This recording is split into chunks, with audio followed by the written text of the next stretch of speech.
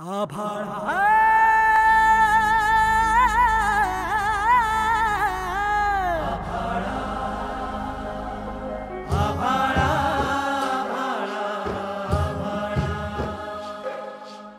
कसदार बीजा पोटी कसा तरारला इळा पांडगुळा पायी झाड काढत कागळा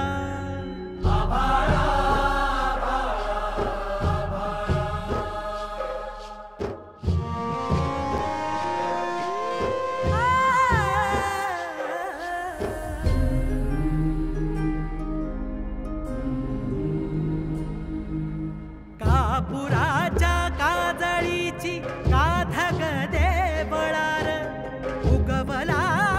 कसा काय सूर्य ह्यो जांभळार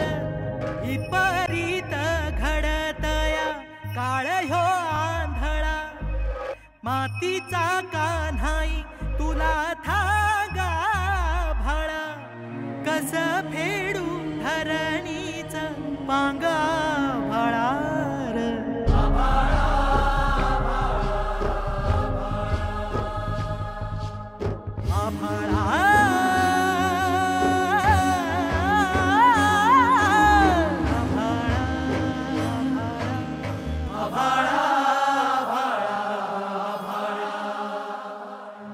दोन दिवसापूर्वी मोताळा तालुक्यातील उबाळखेड, गुळभेली, त्याचबरोबर नळकुंड, खामखेड, राहेरा, खडकी या परिसरामध्ये तसेच बुलढाणा तालुक्यातील पाडळी, गुम्मी, जनुना, मड,